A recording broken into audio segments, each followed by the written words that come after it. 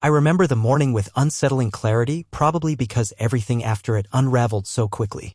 Ellie was in front of the hallway mirror adjusting a silver earring, the kind she only wore to formal events or important meetings.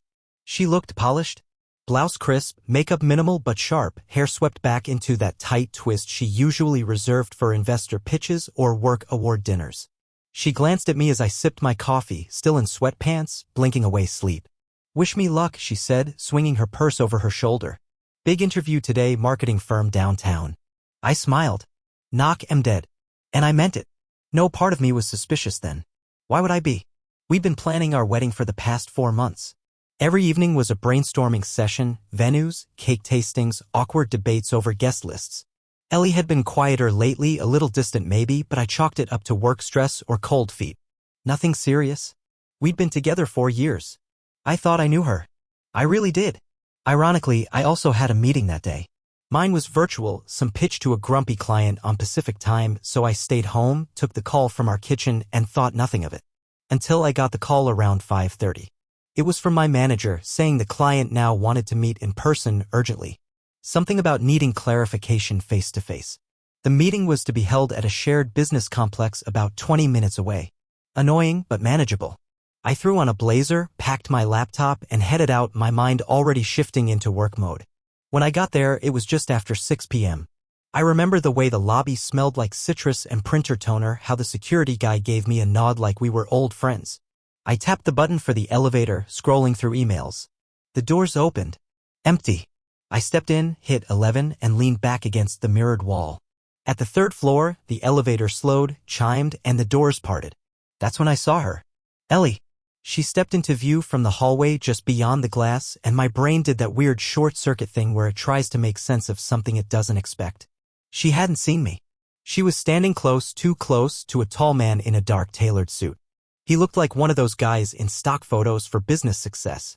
Clean-shaven, confident, maybe 10 years older than her. And she was smiling up at him. Their hands were intertwined. Then casually, like it was the most natural thing in the world, she leaned in and kissed him.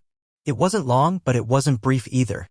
Their bodies didn't touch fully, but there was something in asterisk mate in the way her fingers lingered near his collarbone, the way he smiled after. Like this was routine. I didn't move. I don't even think I breathed. I stood there in the elevator, back pressed against the mirrored wall, watching like a stranger in a movie scene. She said something I couldn't hear, he laughed, and then she gave him a gentle pat on the chest before turning around. Her heels clicked against the tile as she walked away, head high.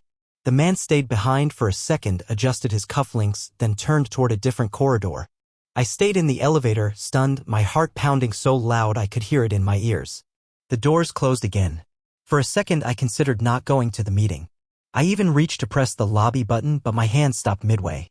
I didn't know what to feel, or rage, confusion, denial. It all collided in my chest. But mostly, I felt hollow. That kind of emptiness that makes you feel like your stomach's gone missing.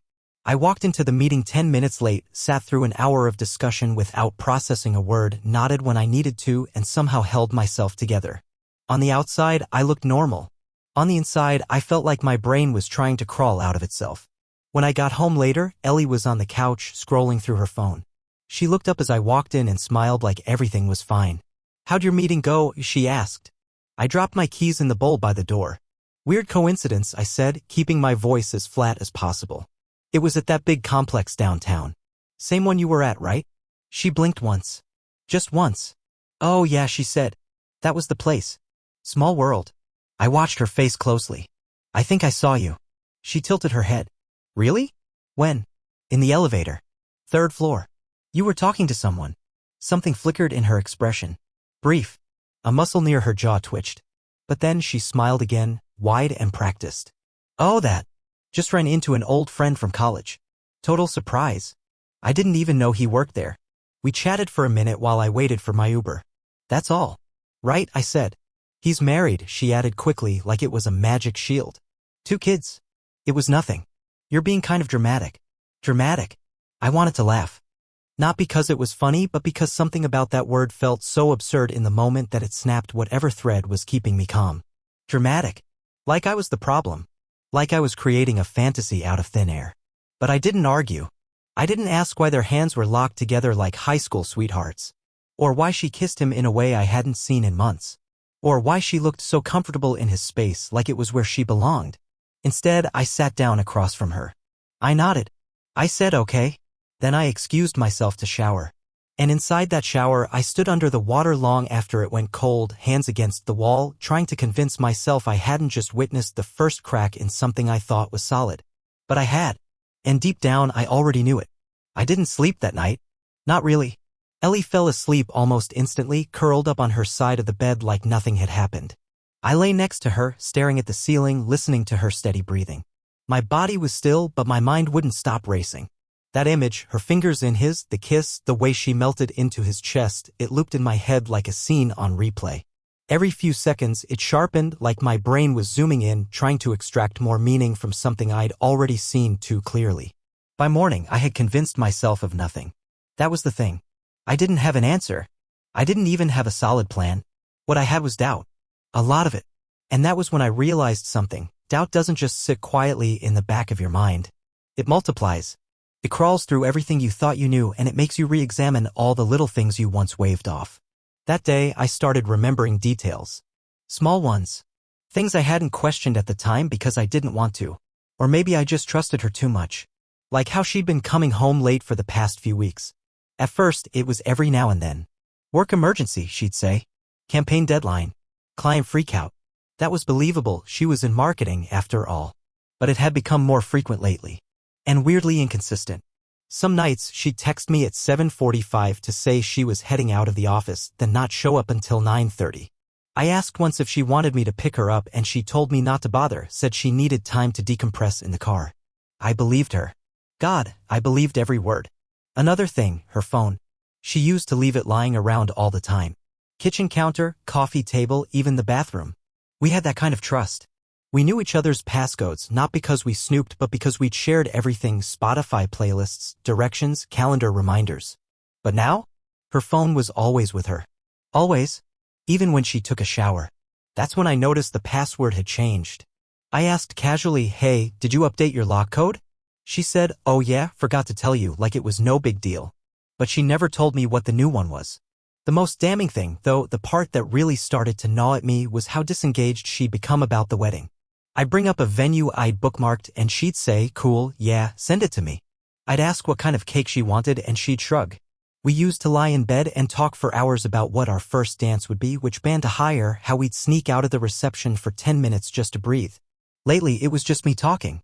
She'd nod and smile, but her eyes weren't there. She wasn't there. It was like living with someone who was slowly backing out of the room. And I didn't know how to stop it. So I watched. Not in a paranoid, checking her every move kind of way. Just quietly. Closely. I noticed that she was dressing up more for work. Not in a flashy way, but different. Subtle details. Heels when she used to wear flats. Lipstick shades she hadn't touched since our first year together. A new perfume. It was faint, floral with something warmer underneath. The kind of scent that lingers. One evening I tested something. She had just gotten back from another late-night emergency meeting. I asked how it went. She gave me a vague answer about a difficult client and a last-minute pitch deck. I said, must have been stressful. You smell amazing, though. New perfume. She hesitated. Just for a split second. Oh, yeah. Sample from work, she said, shrugging it off. Didn't even notice I had it on. That was a lie. Ellie notices everything. I waited until she went to bed, then I went to the bathroom and checked the drawer under the sink. Sure enough, there was a new bottle tucked behind the towels. Expensive. Still in the box. The receipt in the bag said it was purchased 2 weeks ago. She didn't get it from work. That was the moment I felt something break inside me. It wasn't anger. Not yet. It was more like confirmation of what I wasn't sure. But the trust? The solid, dependable foundation I thought we had? It had a crack now. And I couldn't ignore it. The next few days felt like I was walking through a fog. I still went to work. Still answered emails. Still went grocery shopping. But everything felt muted. Like I was watching my life from behind glass. Ellie seemed fine, too fine. She'd hum in the mornings, kiss me goodbye like everything was great. But I couldn't hear the hum without wondering who else she hummed for. I couldn't feel the kiss without imagining that man's hands on her waist. I tried to convince myself it was just my imagination, just paranoia. But then I remembered something else. A few months ago, Ellie had gotten a new laptop. I'd helped her set it up. We had joked about how she always left a million tabs open. I work better in chaos, she'd said. That memory came back to me as I stood in our hallway one evening staring at the closed door to her home office. I could hear the faint clicking of her keyboard, but it stopped when I walked past. I knocked lightly. "Need anything?" "Nope," she called. "Just finishing up a report." I stood there a second longer, then turned away. But that moment lingered. I started noticing how fast she closed her browser tabs when I entered the room. How her shoulders tensed when her phone buzzed. How her laugh sounded slightly off when I asked who was texting her. "Work stuff," she'd say. Every time. One night I stayed up late. I sat in the living room pretending to watch a movie. She came out around midnight, startled to see me still awake. Said she was going to bed. I watched her walk down the hallway. Listened to the sound of her door clicking shut.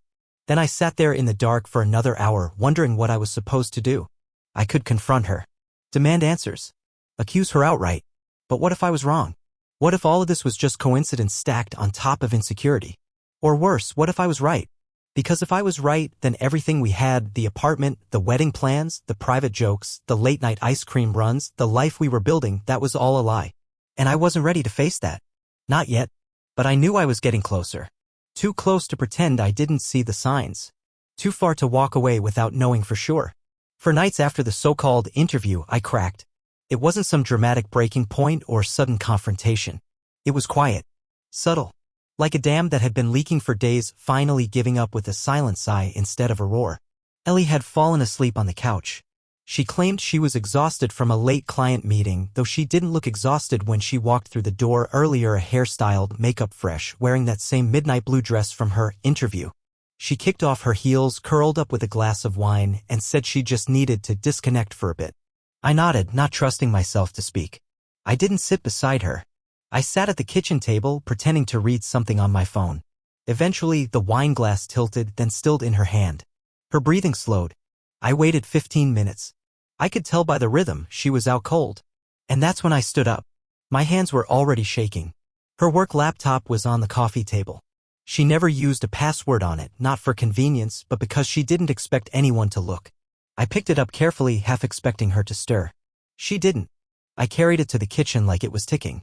The screen lit up immediately.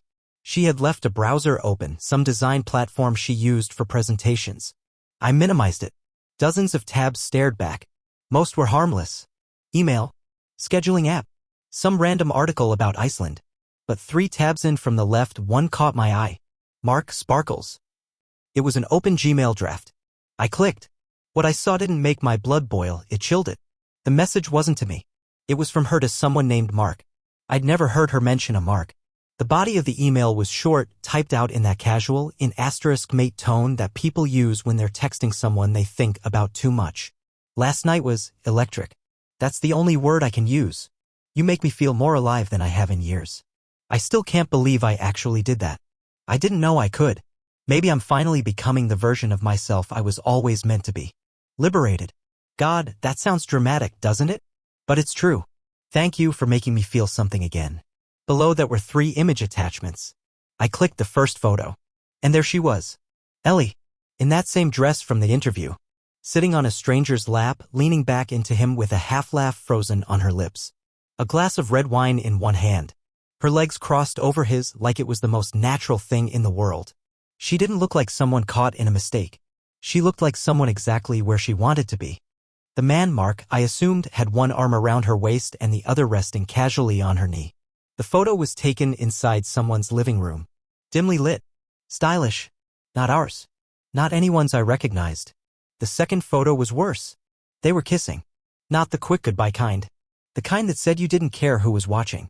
And the third, taken from behind, showed her at his kitchen counter, barefoot, sipping coffee, hair loose, wearing one of his button-down shirts.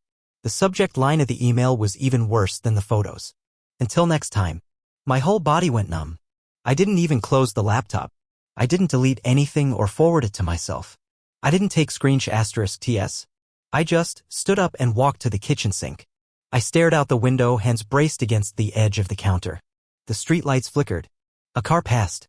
The refrigerator hummed behind me. In the other room, Ellie shifted slightly in her sleep.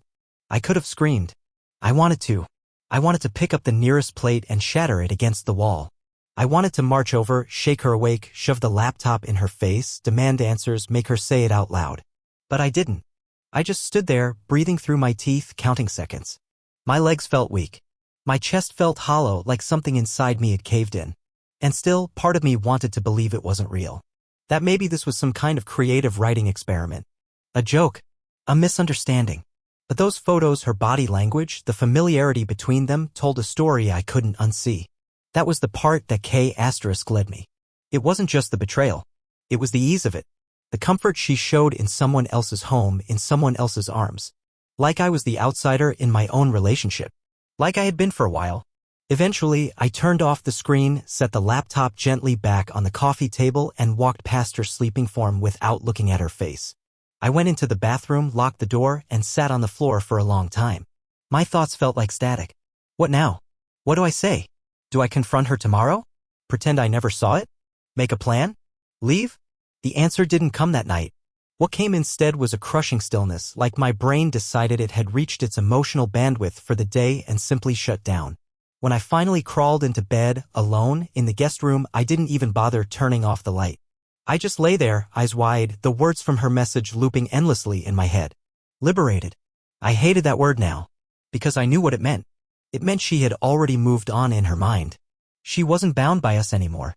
She wasn't thinking about how this would destroy me. She was chasing something new, something exciting, and I had been quietly deleted from the equation. No breakup. No explanation. Just a silent fade out. And I would have kept believing in us if I hadn't opened that email. The next morning, Ellie was already in the kitchen when I woke up, humming to herself while pouring coffee. She smiled when she saw me. Morning, she said. You crashed early last night. I looked at her and felt nothing but distance. Yeah, I replied. Long day. She kissed me on the cheek. Her lips lingered just a second too long. I wondered if she did it to see if I would flinch. I didn't. I didn't say anything about the email. About the man named Mark. About the photos burned into my brain. Because now I had something she didn't know I had, the truth. And the truth changed everything. I wasn't planning on confronting her. Not yet. I was planning my exit. The morning after I read the email, I played the part. I smiled. I asked Ellie if she wanted pancakes or eggs. She chose pancakes and I made them just the way she liked, crispy edges, extra syrup. She joked about how she needed to fit into her wedding dress and still went back for seconds. I sat across from her and nodded in all the right places. Laughed when I was supposed to. Pretended I wasn't mentally replaying her in someone else's kitchen wearing another man's shirt, sipping coffee like she belonged there. She didn't notice anything. Not the slight delay in my smile. Not the hollow tone in my voice. She saw what she wanted to see. That was the most surreal part. I had proof now, concrete, visual, undeniable.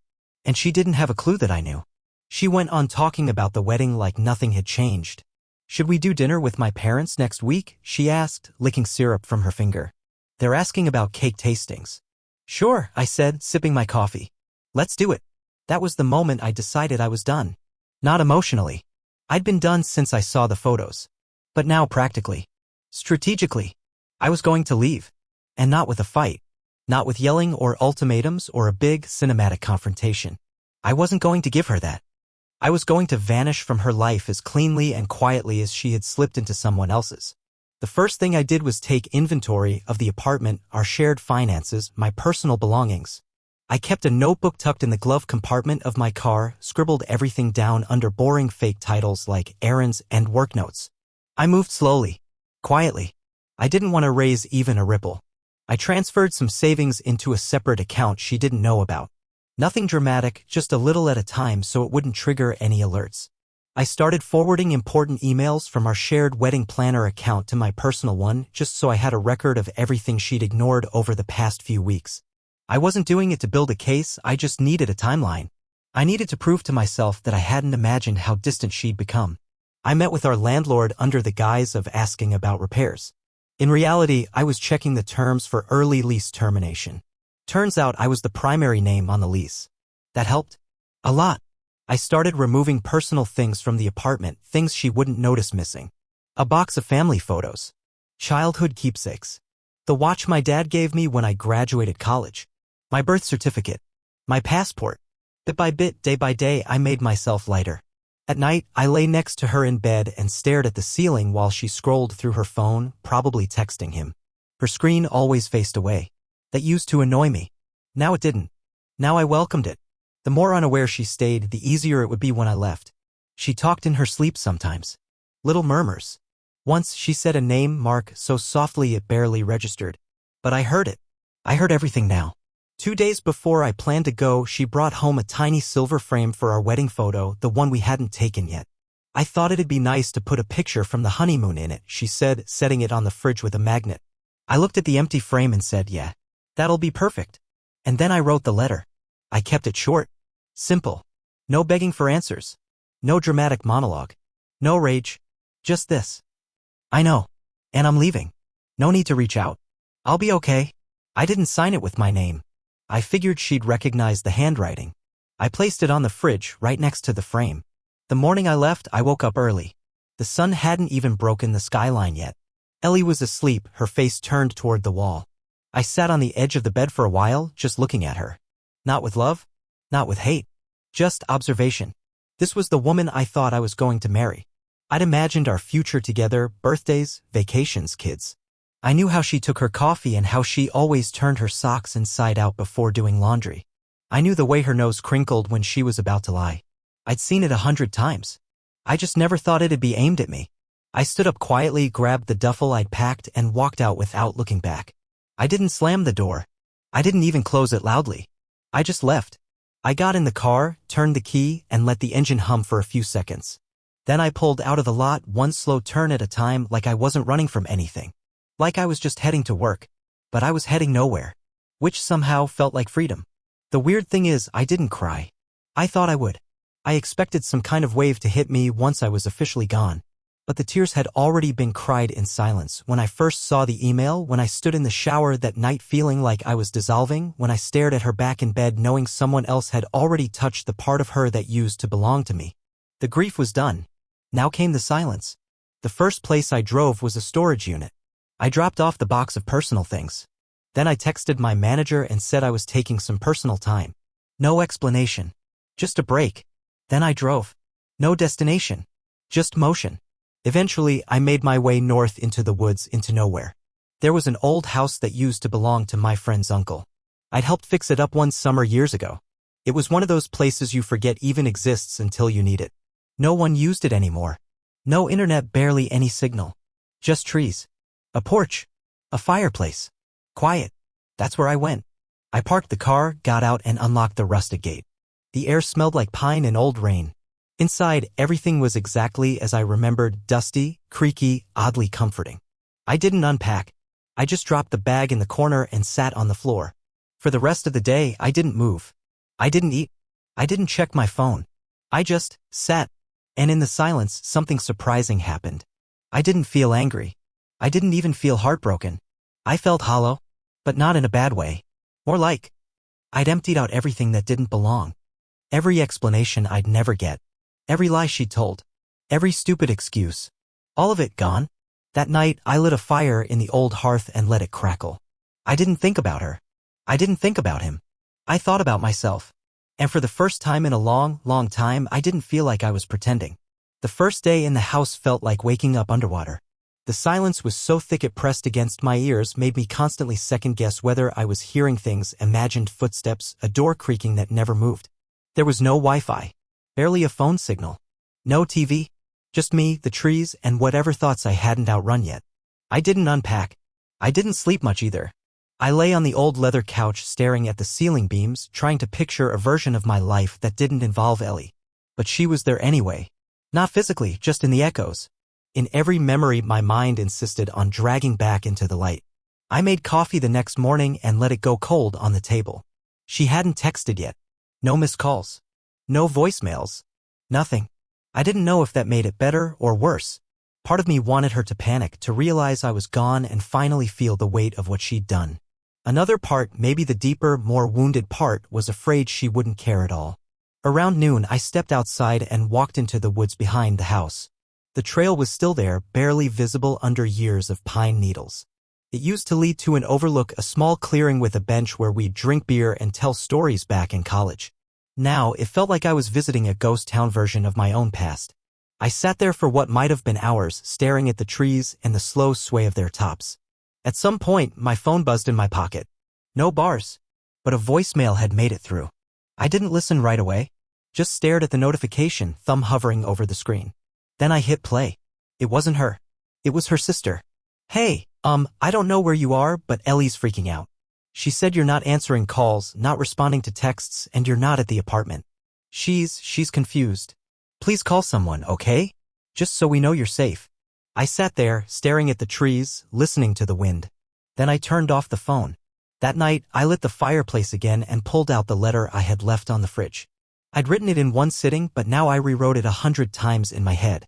I kept asking myself, was it too short? Too cold? Should I have said more? But then I thought she never gave me more. Not when she let someone else in. Not when she smiled at me across the dinner table and pretended everything was fine. She hadn't given me the truth or closure or even the dignity of knowing when it started. She just gave me fragments. And in return, I gave her silence. It was the most honest trade we'd made in months.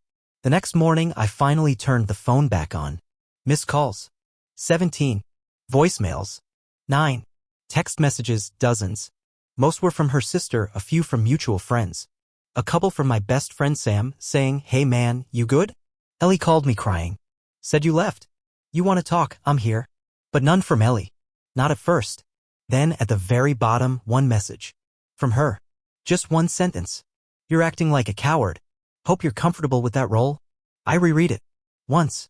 Twice. Then I laughed. It wasn't a happy laugh, it was the bitter, sharp-edged kind that erupts when you realize someone has shown you exactly who they are and it still manages to surprise you. A coward? I'd been a lot of things over the past few weeks. Naive. Quiet. Careful. But if walking away from a relationship where I was no longer respected made me a coward, then fine. I'd wear that like armor. She hadn't texted again after that. There was no apology. No regret. No explanation. Just blame. Just that one sentence, like she was the victim now. On the third day in the house, I opened a window and just sat in front of it for hours. The world outside didn't care that mine had collapsed. Birds still chirped. The sun still rose. Wind still danced through the trees like it had every right to. That used to feel comforting. Now it felt cruel. I cooked a real meal that night. Chopped vegetables, seared some meat, poured myself a drink. Not out of hunger, but just to prove I could. To remind myself that I existed outside of her. Outside of what we were. I set the table for one, ate slowly, and didn't touch my phone once. And for a moment, just a flicker, I felt something that almost resembled peace. On the fourth day, the restlessness crept in. It always does, eventually. The silence started pressing in again. I kept checking the window like I expected someone to show up even though I knew no one would. By now the texts had slowed. Friends had stopped asking where I was. The urgency faded. Ellie's sister sent one more message, "If you want to talk, I'm here. She doesn't know what's going on.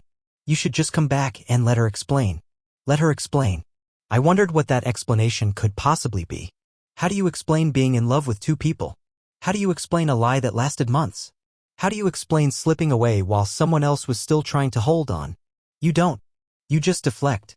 You say things like, "I felt distant," or "It didn't mean anything," or "It just happened." But I'd seen the pictures. I'd read the message. It meant something. The man she'd become with him, that was real. It wasn't a fling. It was the version of her she kept hidden from me. Maybe she liked that version more. Maybe it was easier for her to be with someone new than to fix what we had. Maybe she just wanted to feel wanted again. But if she had wanted me, she would have fought for us before she let it get this far. And she didn't. So I didn't respond. Not to her. Not to anyone. On the fifth day, I opened the door to the woods again and walked deeper than I had before. Past the overlook. Past the bench. I followed a dry creek bed and found myself standing in a wide open space where the light cut through the trees just right. I stood there for a long time, just breathing. And for the first time since I left, I realized something important. I wasn't just hiding. I wasn't licking my wounds. I was detoxing. From the lies. From the performative love. From the version of myself I had been forced into, quiet, accommodating, forever forgiving. In that space, surrounded by nothing but sky and bark and silence, I felt something crack open. Not a breakdown. More like a clearing. An emotional fire had swept through me. Burned everything down. And now there was space to rebuild. I walked back slowly. My legs were sore. My lungs full of cold air. My heart still bruised, but lighter. When I got inside, I finally listened to Sam's voicemail. He just said, "Don't let this destroy you, man. It's not your fault. Call when you're ready." That's the thing about real friends. They don't push. They wait at the edge of the fog with a flashlight and a thermos ready when you are. I didn't call him yet, but I would. Just not before I called someone else first. Someone I hadn't spoken to in years. I didn't expect him to pick up. The last time we'd spoken, it hadn't ended well. My dad and I had always existed in this strange space between mutual respect and mutual avoidance. We weren't close. We didn't share feelings. We exchanged weather updates and silent nods. But that morning I stared at his name on my screen, thumb hovering for a full minute before hitting call. He answered on the second ring. Come, he said. No questions. No judgment. Just that one word. I drove to Minnesota the next day. Hours of empty highways and worn playlists. The closer I got, the more memories stirred, him building a fire, the smell of bacon in the morning, the creak of the old porch swing. All things I hadn't thought about in years. When I pulled into the gravel driveway, he was already on the porch. Same flannel shirt, same quiet eyes. He nodded once and I nodded back. That was our greeting. Inside, he poured 2 coffees. No sugar, just the way he took his. I didn't correct him. We didn't talk about Ellie. He didn't ask.